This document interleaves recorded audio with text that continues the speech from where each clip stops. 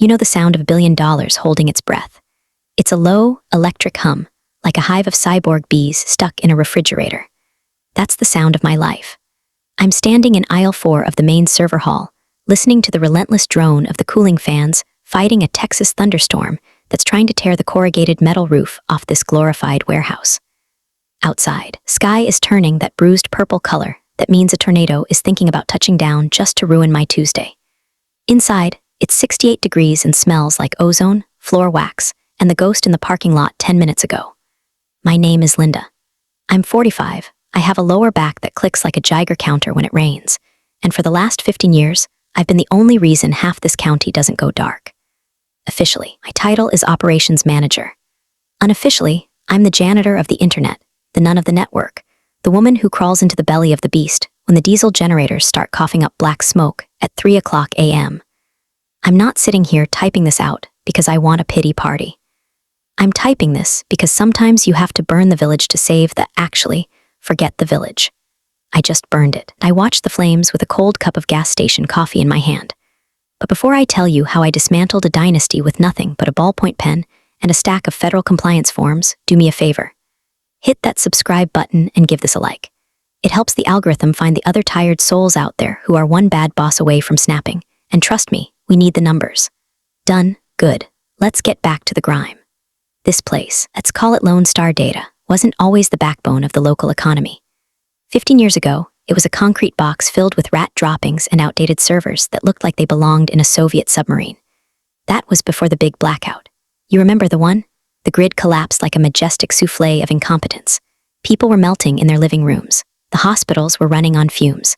I was just a junior tech then, working for Harold. Harold. Let's talk about Harold. Imagine a man whose entire personality is Golf Pro shop discount rack. He's the owner. He signed the checks, usually late. When the blackout hit, Harold was in Cancun. I was here. I spent 3 days sleeping on a camping cot next to the backup generators, manually feeding them diesel with a funnel and a prayer. Rewired the transfer switches with a flashlight in my mouth, while the temperature in the server room climbed to levels that usually cook brisket. I saved the contracts. I saved the data.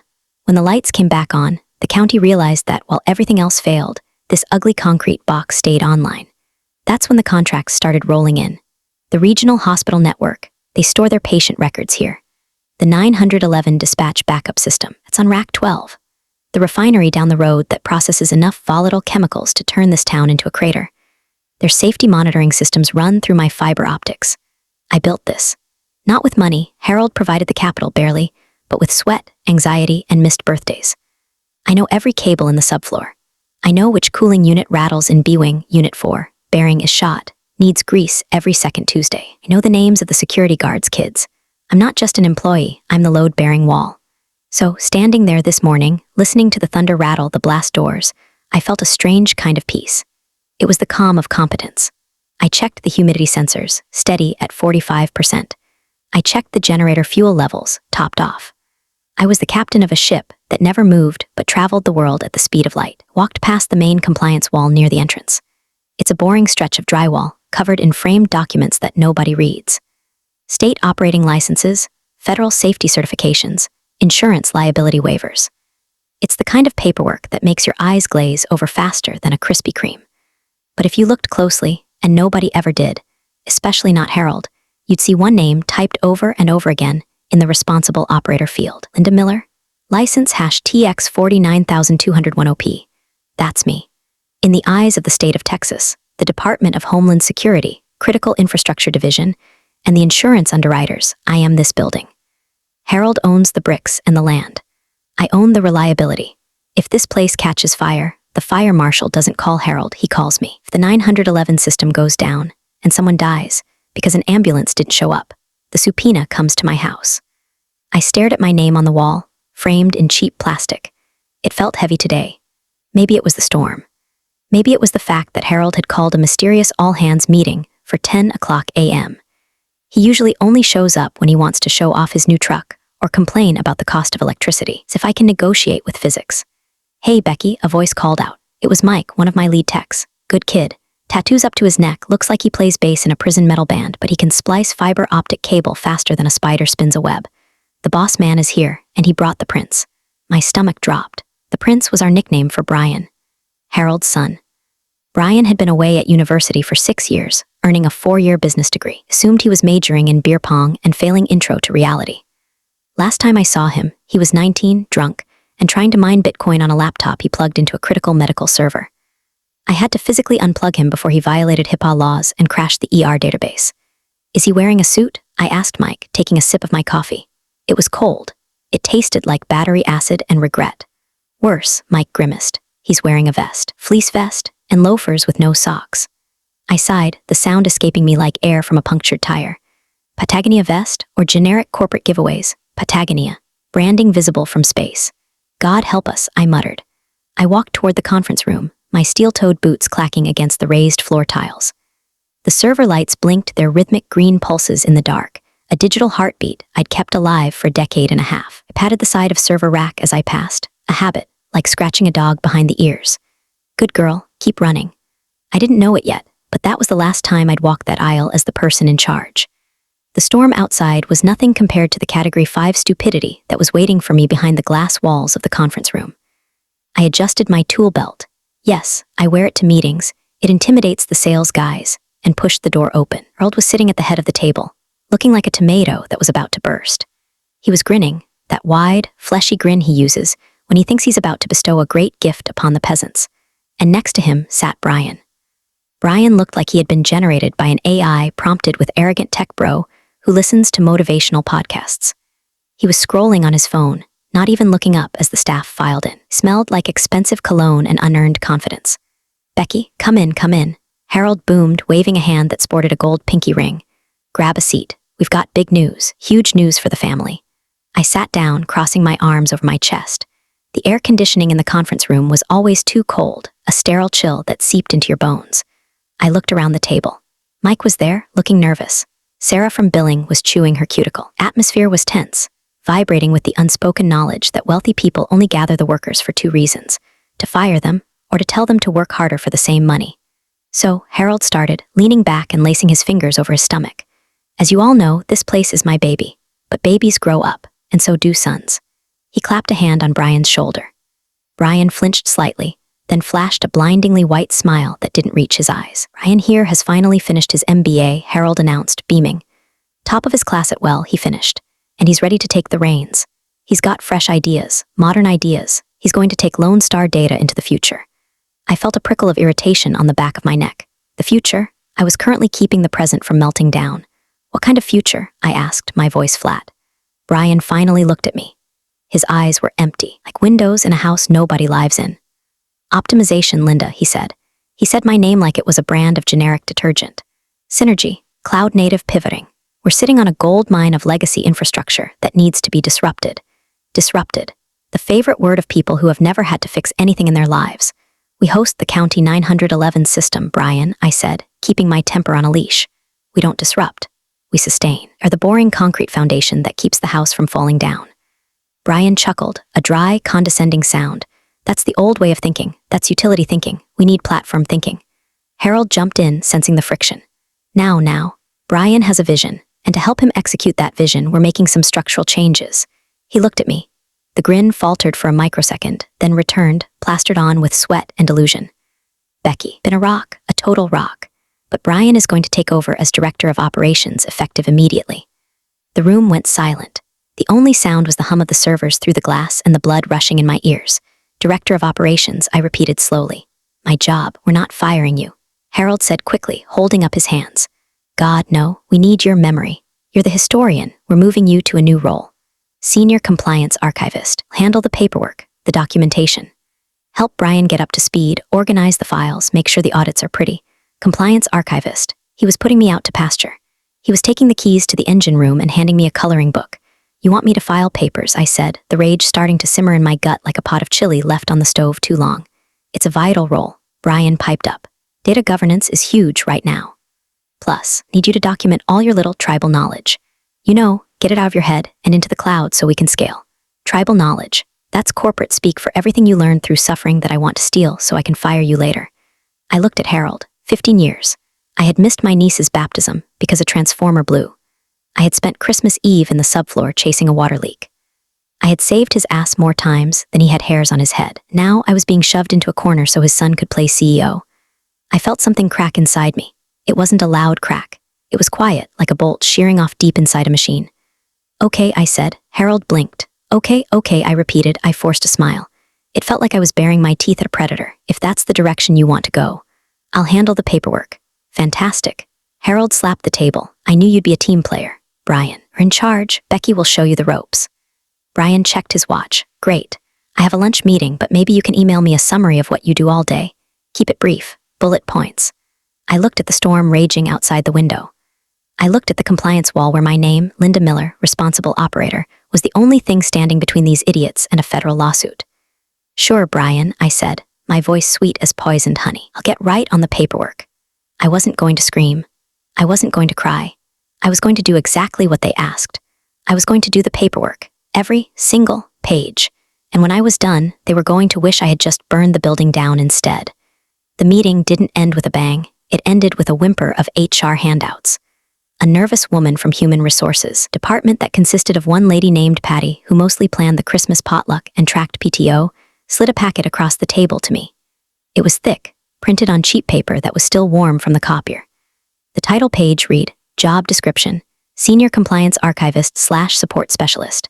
Support Specialist. That was the dagger. It's the corporate equivalent of telling a brain surgeon they're now in charge of washing the scalpels. Really think this is a better use of your bandwidth, Brian said, standing up and buttoning his fleece vest. He did it with this jerky, aggressive motion, like he was armoring up for battle against productivity. I want to focus on high-level strategy. You can handle the weeds. The weeds are what keep the power on, Brian, I said, unable to help myself. He laughed, waving a hand dismissively. That's legacy thinking. Automation, Linda. We're going to automate the workflows. Saw a TED talk about self-healing grids.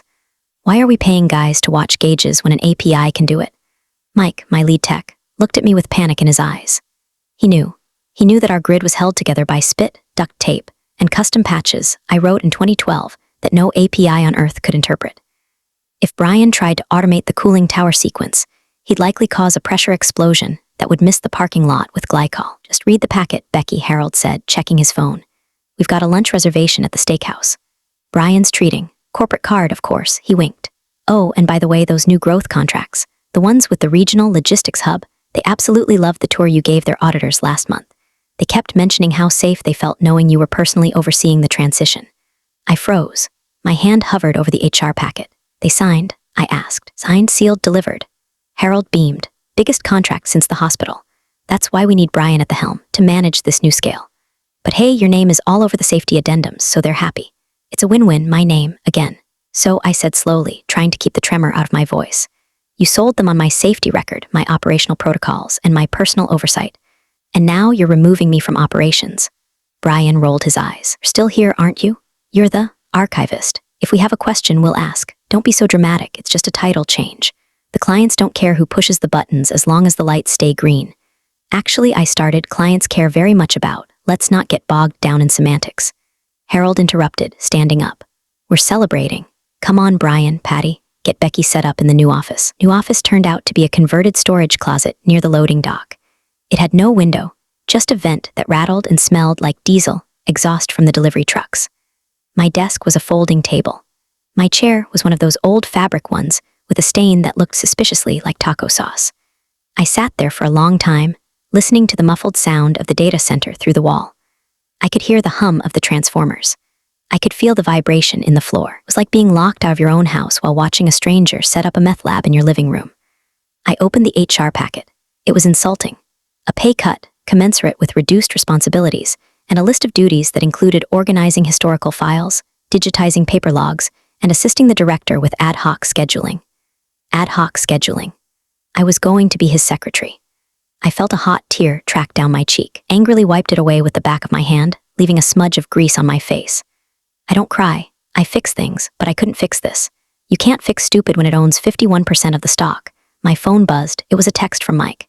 Mike, he's asking for the passwords to the root admin accounts. Says he wants to audit the user privileges. Becky, he doesn't even know Linux. What do? I stared at the screen. My instinct was to run back there, push Brian into a server rack, and lock the console, to save them from themselves. But then I looked at the archivist job description again. Duty #4, maintain accurate records of all operational protocols and personnel certifications. Harold had said the clients loved the safety stuff. He said they used my name. I took a deep breath. The air in the closet was stale, but my mind was suddenly clearing. The rage was cooling into something harder, something sharper, was turning into obsidian. I typed back to Mike, give them to him. Give him everything he asks for. Document that he asked. Document that you gave them. Mike, are you serious? He'll brick the system. Not today he won't. Just do it. And Mike, don't fix anything unless he explicitly tells you to in writing. I put the phone down. I looked at the stack of cardboard boxes in the corner of the room. They were labeled OLD records do not shred. Harold had dumped them here years ago, telling me to deal with this junk eventually. I stood up and walked over to the first box. I ripped the tape off. Dust motes danced in the fluorescent light. Inside were binders.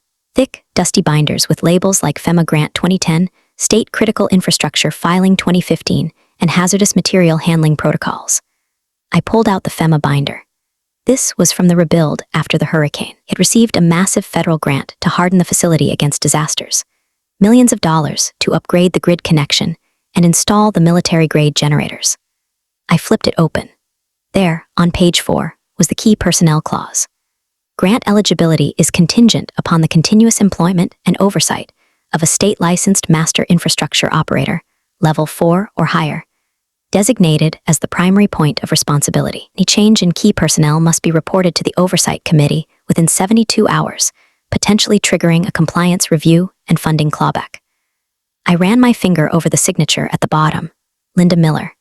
I opened the next binder, the insurance policy for the hospital servers.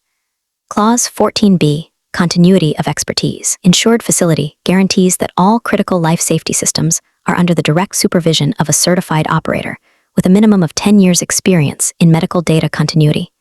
Signature, Linda Miller. I sat back on my taco sauce chair. The humiliation in my chest began to recede, replaced by the cold, calculating hum of a technician diagnosing a fatal system error. They hadn't just demoted me, had inadvertently violated the foundational legal structure of their entire business. Harold thought my name on the wall was just decoration, like a hang in their kitty poster. He didn't realize it was the load-bearing beam. He wanted me to do paperwork. Oh, I was going to do the paperwork. I was going to read every single line of fine print in this damp, windowless closet. I was going to map the spiderweb of liability they had trapped themselves in. I reached into my pocket and pulled out my pack of Marlboros. I tapped one out just to hold it to smell the unlit tobacco. Welcome to the archives, boys, I whispered to the empty room. I turned on the ancient computer they had left on the desk. It groaned to life, the fan sounding like a dying jet engine. I cracked my knuckles. Step 1, inventory. I needed to know exactly how much they owed to the name Linda Miller. As I started typing, I heard a loud thump from the other side of the wall, followed by the muffled sound of a collision. Then, Brian's voice, yelling, "Who put a ladder there? Jesus, someone move this junk." I smiled. He had tripped over the ladder to the halon gas suppression system. If he had hit the release valve, it would have dumped $50,000 worth of gas into the room and sucked the oxygen out of the air. He missed it by inches. This time, I opened a new spreadsheet. I titled it The Exit Strategy.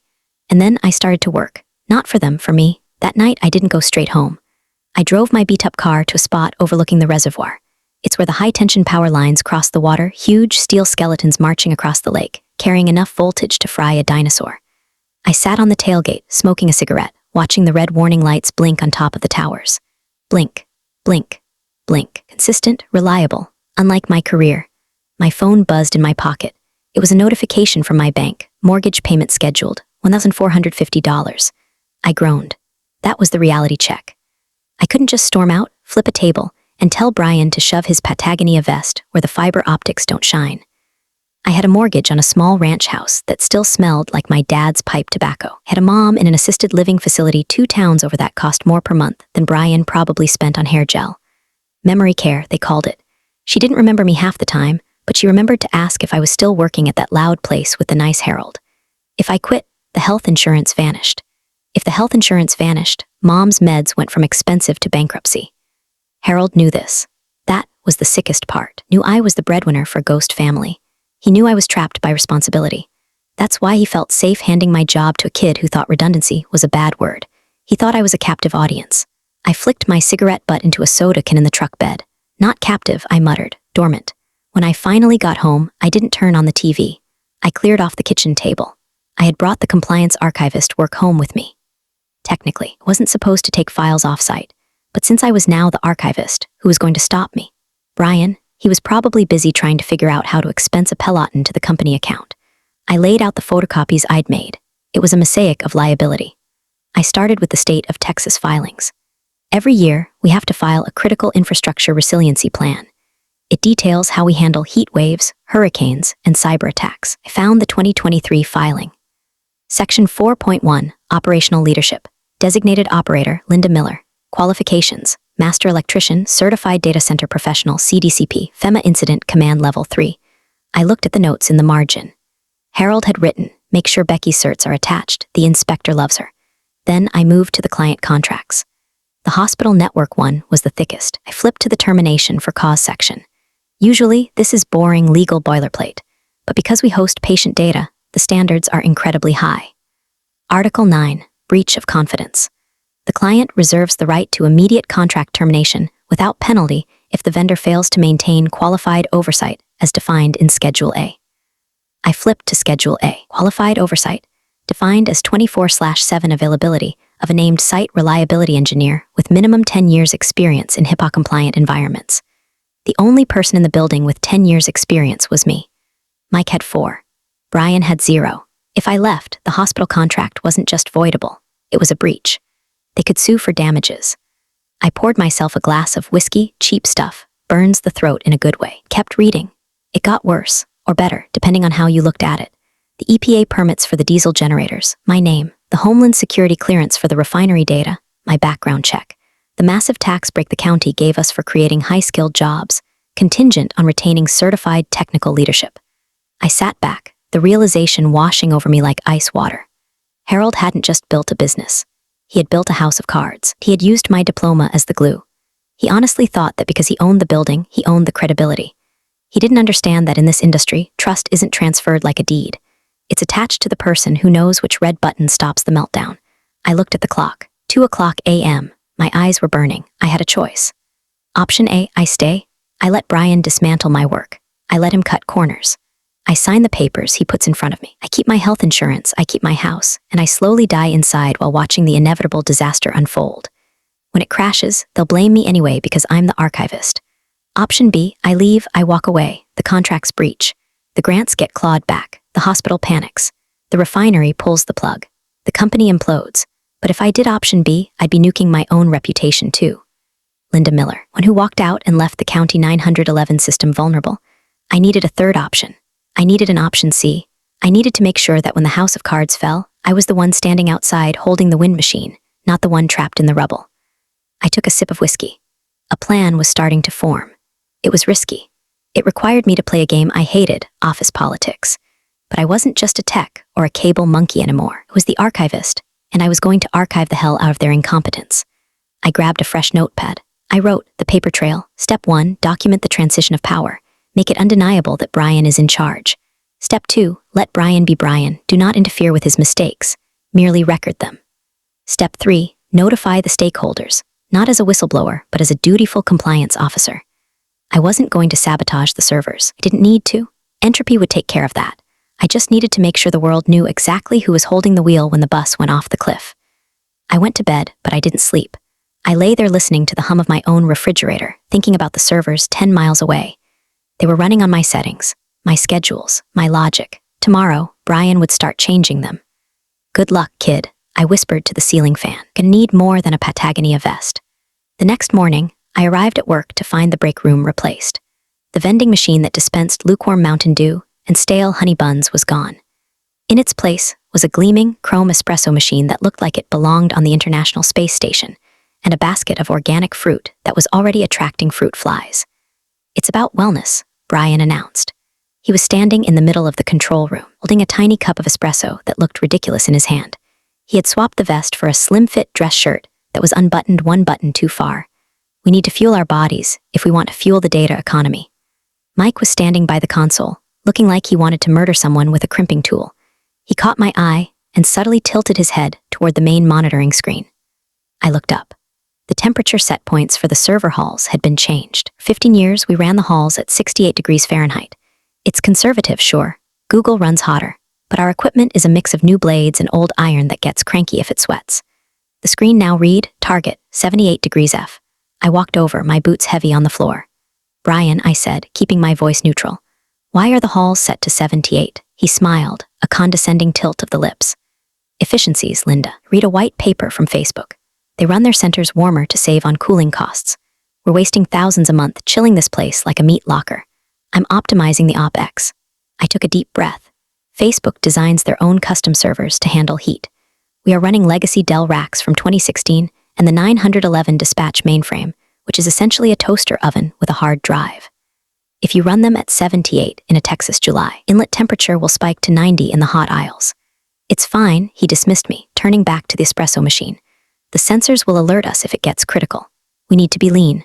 Lean, I repeated. Okay. Just so I can update the compliance log, you are overriding the manufacturer's recommended operating range to save on electricity.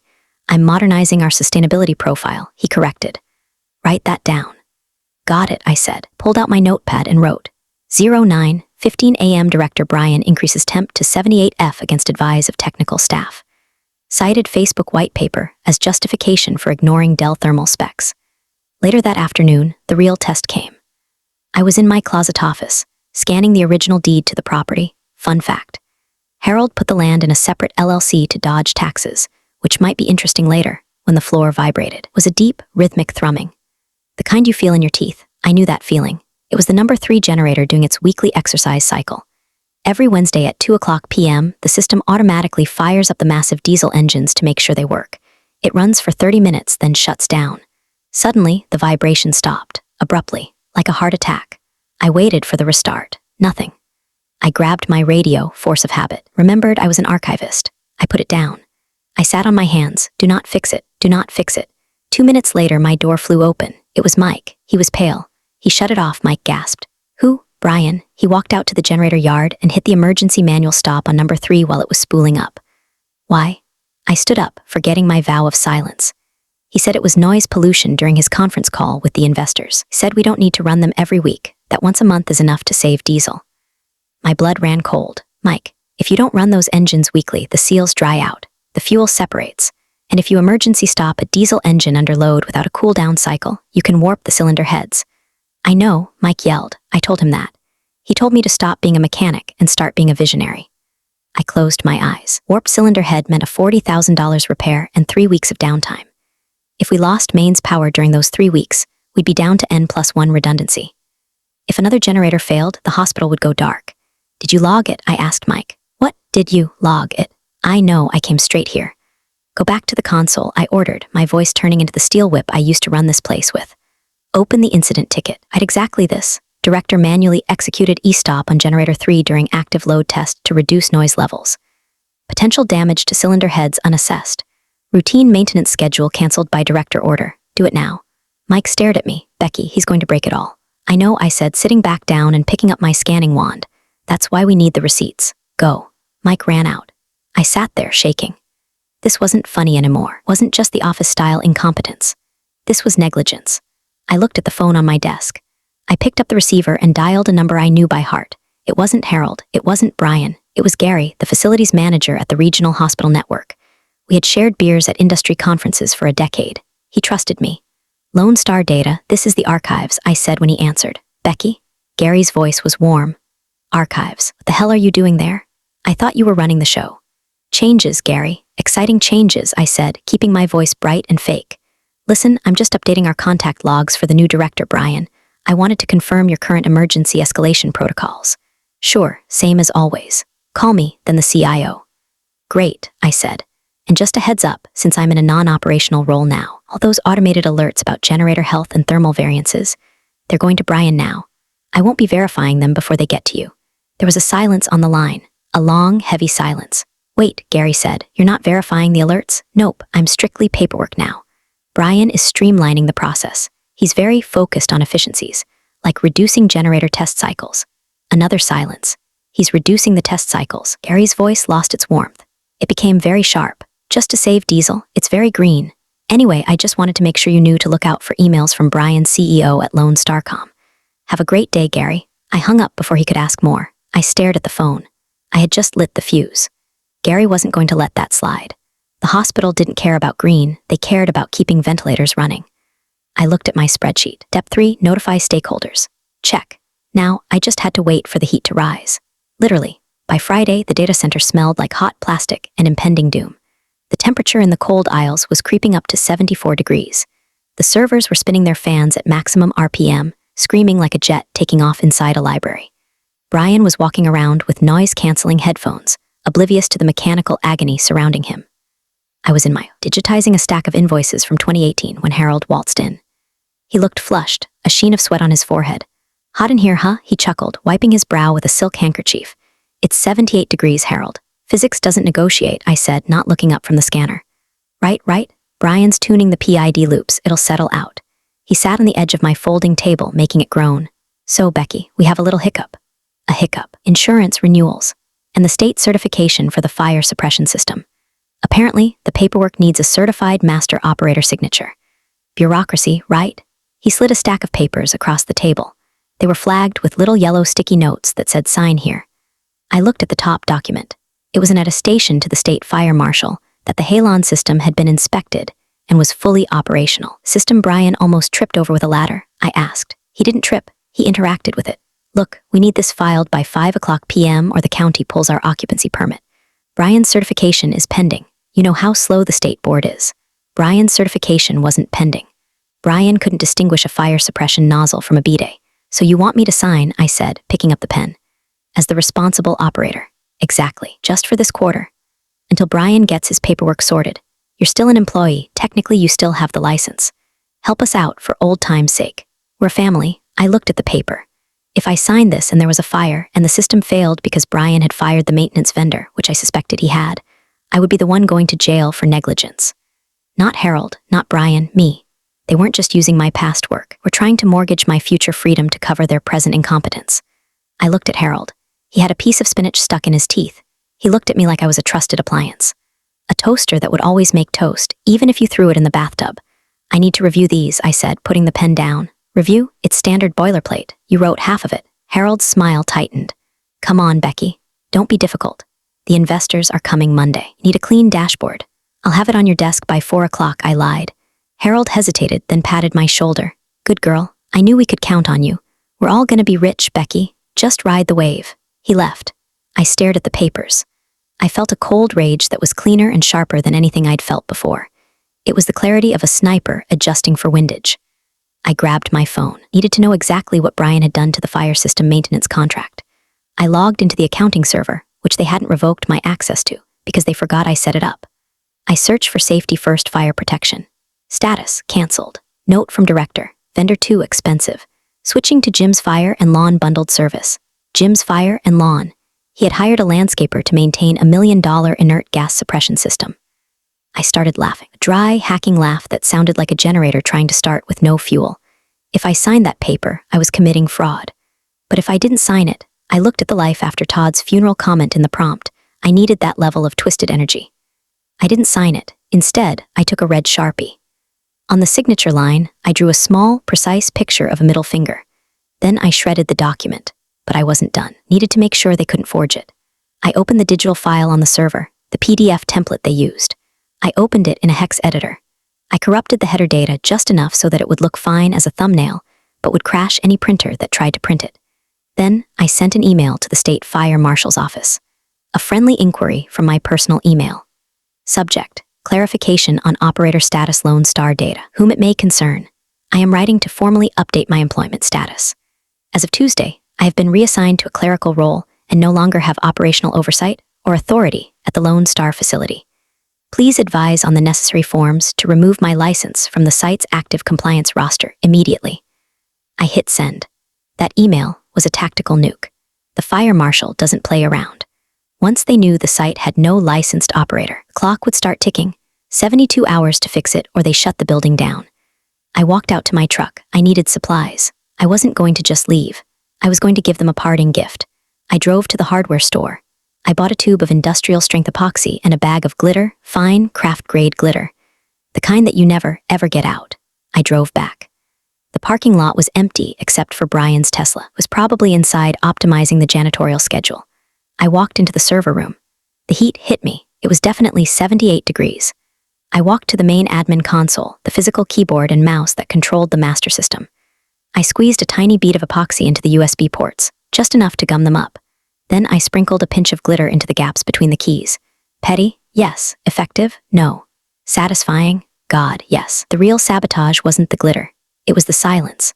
I wasn't going to tell them about the email to the fire marshal. I was going to let them find out when the inspector showed up with a padlock. I went back to my closet. I put the signed stack of papers, which were actually just blank pages I'd stuffed in the envelope, on my desk. Ride the wave, I muttered, mimicking Harold.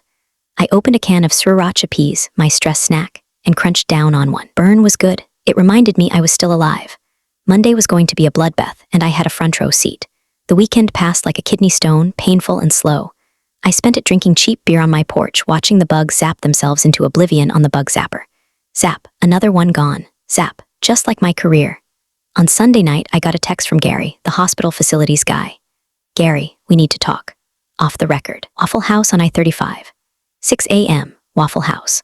The neutral ground of the working class. Nothing good happens at a Waffle House at 2 a.m., but at 6 a.m., that's where wars are planned over scattered, smothered, and covered hash browns. I walked in. The place smelled like bacon grease and despair. Gary was in a back booth, looking grim. Sitting next to him was a woman I didn't know, sharp suit, eyes like lasers, drinking black coffee.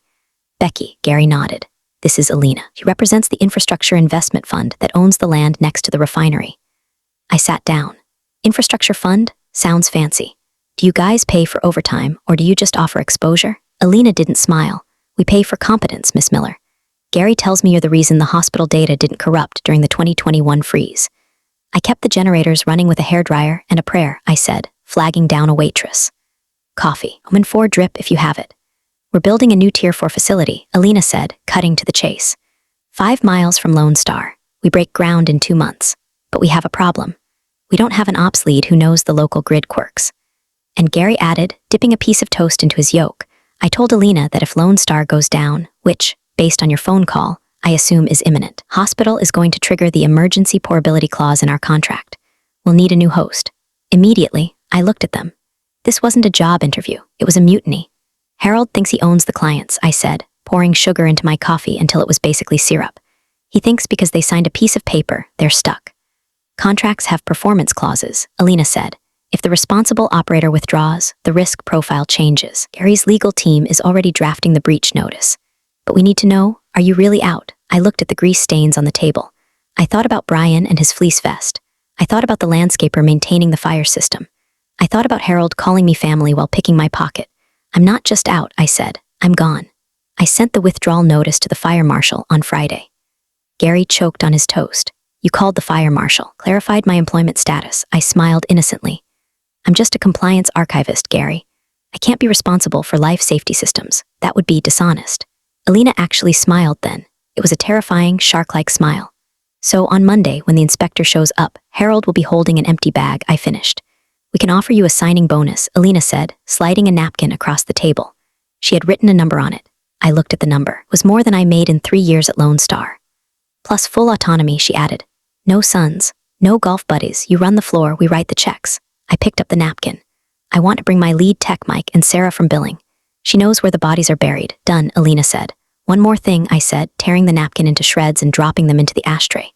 I don't want to start in 2 months. I want to start Tuesday. Why Tuesday? Gary asked. 'Cause Monday is the investor meeting at Lone Star. I grinned. And I want to be able to walk out of that conference room and drive straight to my new office while the smoke is still clearing. Gary laughed. You're mean, Becky. I'm not mean, I said, standing up. I'm optimized. I drove home feeling lighter than I had in years. The air tasted sweeter. Even the exhaust from the refinery smelled like victory. But I still had to get through Monday. Monday morning, day of the big investor presentation. The parking lot was full of rental cars, suits everywhere. Harold was running around like a headless chicken, adjusting his tie every 5 seconds. Brian was wearing a full suit, looking sweaty and manic. Becky, Harold grabbed my arm as I walked in. Did you sign the fire forms? On your desk, I said. Technically true. The blank envelope was on his desk. Great, great. Listen, stick around the conference room. If they ask any technical questions Brian gets stuck on, just jump in. Smoothly, you know? Smoothly, I agreed, like a laxative. What? Like a well-oiled machine, Harold, right? Good, go get set up. I walked into the conference room. It was packed. The investors, a group of venture capital guys from Austin who looked like they'd never touched a tool in their lives, were sitting on one side. Harold and Brian were on the other. I sat in the back, in the support chair. Brian stood up. He loaded his PowerPoint. The first slide said, Lone Star Data, Disrupting the Legacy. Gentlemen, Brian started, his voice cracking slightly. Welcome to the future. He clicked to the next slide. It was a graph showing projected savings. By optimizing our cooling to industry-leading standards, we have reduced energy spend by 15% in just 1 week, Brian bragged. One of the investors raised his hand. Quick question. Operational logs show an inlet temperature of 79 degrees this morning. Dell's warranty voids at 80.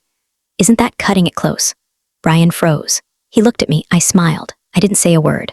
I just opened a bottle of water very loudly. Crackle, crackle. Brian stammered. That's a sensor error. Legacy sensors. We're replacing them.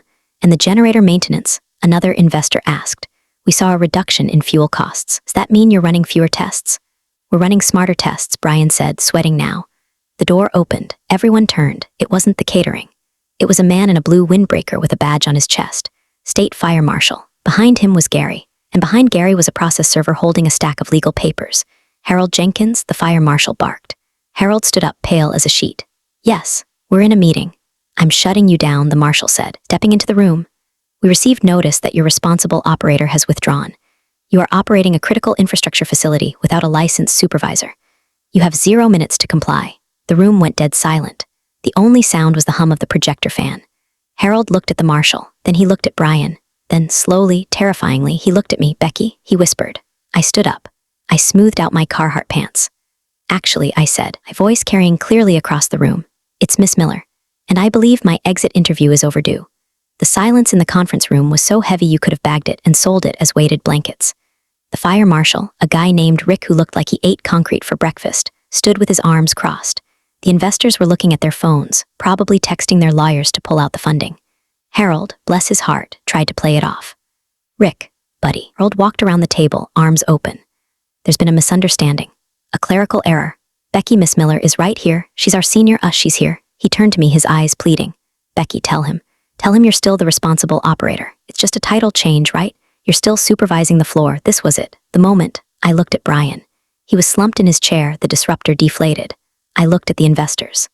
Actually, Harold, I said, stepping forward. I'm not. What? Harold's smile flickered like a dying light bulb. I'm the compliance archivist, I said, enunciating every syllable. My job description, which Brian wrote and you signed, explicitly states my duties are administrative. I have no operational authority. I cannot authorize maintenance. I cannot oversee safety protocols, and therefore, I cannot be the licensed operator of record. But you're here, Harold hissed. Say you're doing it. We can fix the paperwork later. That would be fraud, Harold, I said sweetly. And I don't look good in orange. The fire marshal stepped forward. Mr. Jenkins, if Miss Miller is not in charge of the life safety systems, who is? Do you have another level 4 operator on site? Harold looked at Brian. Brian, you took the course, right? The online one. Brian turned a shade of green usually reserved for spoiled guacamole. I watched the videos. But I didn't take the exam yet. The website was down. The website was down, the marshal repeated flatly. You're running a Tier 3 data center hosting 911 dispatch, and your qualification is the website was down. Gary, standing in the doorway, cleared his throat. This constitutes a material breach of the hospital service agreement. Paragraph 4, Section C. Immediate termination for cause. He slapped a folder onto the table, pulling the data. We're moving to the new facility down the road, effective immediately. You can't do that. Brian squeaked. We have a contract. You had a contract, Gary corrected. Now you have a liability. Harold was hyperventilating. He turned on me, the family mask finally slipping off completely. You did this, he snarled. You planned this. You ungrateful, after everything I did for you. I gave you a job. You gave me a paycheck, Harold, I said, my voice dropping to that low, dangerous register I use when a live wire is sparking. I gave you a legacy. I built this place while you were working on your handicap. I fixed your mistakes. I covered your son's ass. And when you decided I was obsolete, you tried to turn me into a filing cabinet. I reached into my bag and pulled out the HR packet they had given me. You wanted me to do the paperwork? I asked. I did it. I tossed the packet onto the table, slid across the mahogany and hit Brian's elbow. I archived every email where Brian denied maintenance requests. I documented every temperature spike. I logged the generator shutdown. It's all there. The history of the fall of Rome, categorized by date and time. The investors were standing up now, collecting their briefcases. One of them looked at Harold. Mr. Jenkins, expect a call from our legal department. We don't invest in fraud. They walked out. Fire marshal looked at his watch. You have 1 hour to safely power down the non-essential loads before we cut the main breaker. If you don't have a licensed operator, you don't have power. That's the law. 1 hour. Brian panicked. We can't migrate the data in 1 hour. No, I said, you can't. I looked at Mike, who was standing by the door, trying not to grin. Mike, I said, you want a job? Where? Mike asked. With me and Alina. Starting salary is 20% of what you make here, and we don't use sriracha as a management tool. I'm in, Mike said, ripping off his Lone Star ID badge and tossing it on the floor. Sarah, I asked the billing girl. Take me with you, she whispered. I turned back to Harold. He was sitting in his chair, head in his hands. The empire was crumbling, and he was just a man in a golf shirt watching it burn. I'm done here, I said. The words tasted like champagne. Turned to leave, but Brian stood up. You can't just steal our staff, he shouted. That's poaching. It's the free market, Brian, I said over my shoulder. I thought you loved disruption. I walked out of the conference room past the glass walls into the server hallway. The heat was oppressive now. The fans were screaming. The red warning lights on the generator panels were blinking. It was a symphony of failure. And for the first time in 15 years, I didn't have to conduct it. Walk from the conference room to my truck was only 50 yards, but it felt like walking across the moon. Behind me, the chaos was erupting. I could hear Brian yelling at the fire marshal, a strategy that has literally never worked in the history of fire safety. I could hear Harold on the phone, screaming at someone, presumably a lawyer, who was about to charge him $500 an hour to tell him he was screwed. I stopped at my locker. Metal door had a sticker on it from 2008. Y2K Survivor Team. I opened it. Inside was my spare pair of boots, a bottle of ibuprofen, and a framed photo of my dad in his Vietnam jacket. The jacket Karen, my ex-sister-in-law, long story, had tried to donate to Goodwill. I rescued it. I packed my things into a cardboard box. It wasn't much. 15 years of blood and sweat. It all fit in a box that used to hold printer paper. Mike was waiting for me by the exit. He had his own box. Did you see Brian's face? Mike asked, lighting a cigarette with shaking hands. He looked like he tried to divide by zero. He did, I said. He tried to divide competence by ego. Suddenly, the heavy blast doors to the server hall hissed open. Harold came running out. He wasn't the arrogant owner anymore. He was a desperate old man. Becky. He grabbed my door handle as I was about to climb in. Please, you can't leave us like this. The hospital, people could die. I looked at him. The people could die card, the ultimate guilt trip. The hospital is migrating to the backup site as we speak, I said calmly. Gary has been mirroring the data to Alina's cloud for 3 days. I set up the transfer script on Sunday night. Harold froze. You helped them leave. I protected the data, Harold, I said. That's what a responsible operator does. I made sure the client was safe.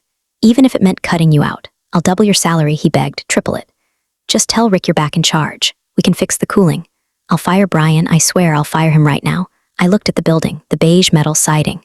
The satellite dishes on the roof. It was my baby. I raised it. I fed it diesel and cool air. But it had rabies now. It's too late, Harold, I said. Broke the trust? You can't patch that. I pulled my door shut. Harold stood there, hand on the glass, looking like a ghost. I started the engine. The Ford rumbled to life, a sound I trusted more than any human in that building. Where to, boss? Mike asked, leaning into my window. The Waffle House, I said. I think Alina is buying lunch. As I pulled out of the parking lot, I looked in the rearview mirror. I saw the lights in the lobby flicker. Then, the exterior floodlights cut out. The fire marshal had pulled the main breaker. Lone Star data was dead. I didn't feel sad. I reached into my center console and pulled out the little plastic Danny DeVito figurine I kept for good luck. Don't ask. It's a vibe.